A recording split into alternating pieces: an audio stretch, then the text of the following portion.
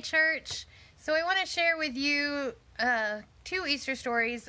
One I'm going to do tonight a little bit later, and one now from the book Easter Stories, Classic Tales for the Holy Season, and it is a collectional of authors. Now, the one I'm going to read to you now is a story called The Ragman, and some of you might have heard the story before. It's by Walter Rangren Jr. When I was in college, the first class we were in, it was our freshman colloquial. I chose it because the mentor was who you would have as a mentor for a while. And so when I picked that one, it wasn't so much for the topic as it was for the teacher. It was called Fantasy and Morality. But what I remember is we read The Book of the Dun Cow by Walter Rangren Jr., and that still stays with me today. This story is a short story that he wrote for Easter, so I want to share this with you. It's called The Ragman. Even before the dawn one Friday morning, I noticed a young man, handsome and strong, walking the alleys of our city. He was pulling an old cart filled with clothes, both bright and new, and he was calling in a clear tenor voice, "Rags!" Ah, the air was foul and the first light filthy to be crossed by such sweet music. "Rags, new rags for all your old, I take your tired rags, rags!"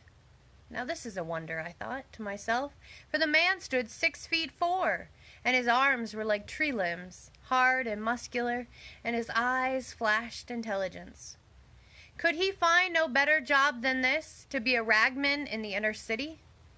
I followed him, my curiosity drove me, and I wasn't disappointed. Soon the ragman saw a woman sitting on her back porch. She was sobbing into a handkerchief, sighing and shedding 1,000 tears. Her knees and elbows made a sad X. Her shoulders slumped and shook, and her heart was breaking.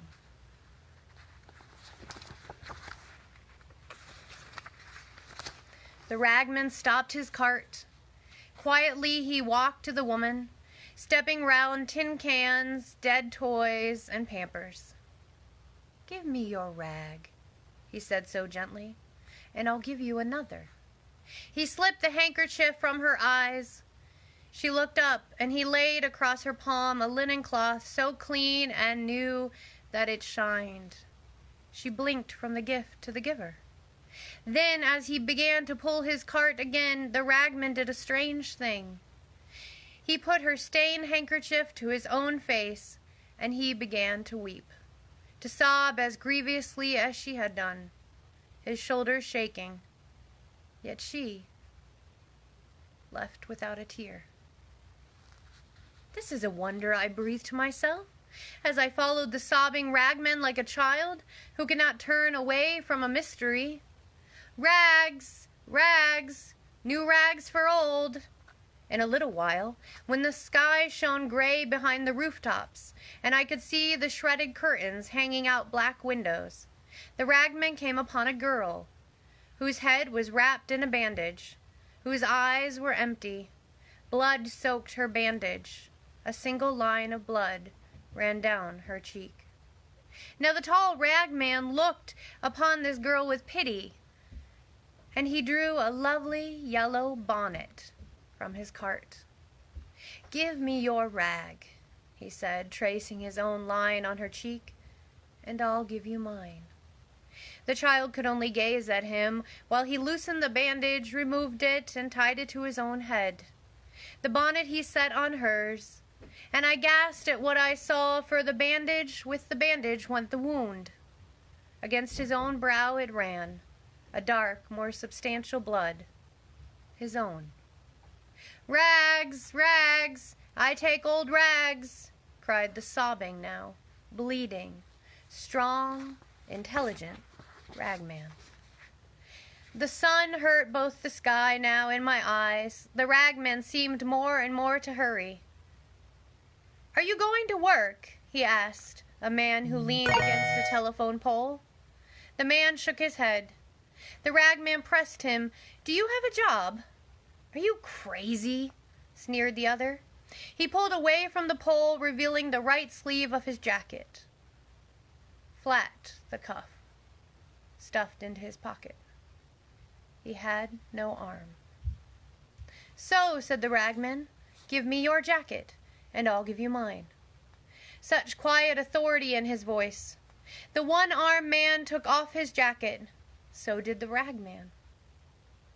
And I trembled for what I saw, for the ragman's arm stayed in its sleeve, and when the other put it on, he had 2 good arms, thick as tree limbs, but the ragman had only one.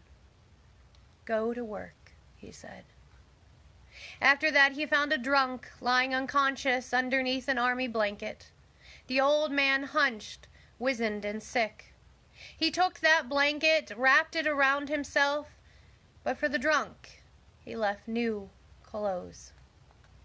And now I had to run to keep up with the ragman, though he was weeping uncontrollably and bleeding freely at the forehead, pulling his cart with one arm, stumbling for drunkenness, falling again and again, exhausted, old and sick, yet he went with terrible speed.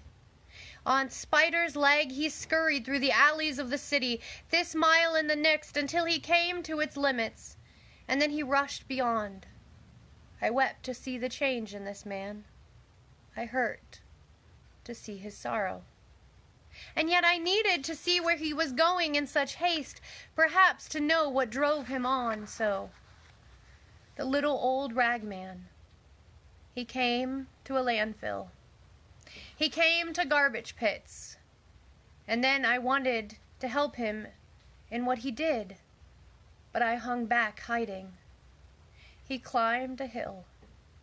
With tormented labor, he cleared a little space on that hill. Then he sighed. He lay down, his head pillowed on a handkerchief and a jacket. He covered his bones with an army blanket, and he died. Oh, how I cried to witness that death. I slumped in a junk car and wailed and moaned as one who had no hope, because I had come to love the ragman. Every other face had faded in the wonder of this man, and I cherished him. But he died. I sobbed myself to sleep. I did not know. How could I know? That I slept through Friday night and Saturday and its night too. But then on Sunday morning, I was wakened by a violence. Light, pure, hard, demanding light slammed against my sour face, and I blinked and I looked and I saw the last and the first wonder of all. There was the ragman, folding the blanket most carefully, a scar on his forehead, but alive. And besides that, healthy. There was no sign of sorrow nor of age, and all the rags that he had gathered shined for cleanliness. Well, I lowered my head, and trembling for all that I had seen, I myself walked up to the ragman. I told him my name with shame, for I was a sorry figure next to him. Then I took off all my clothes in that place, and I said to him with dear yearning in my voice, "Dress me." He dressed me, my Lord. He put new rags on me, and I am a wonder beside him. The ragman, the ragman, the Christ. That is the short story The Ragman by Walter Rangren Jr. We read it out of this book. Happy Easter. May you see such a wonder indeed in Jesus, our ragman.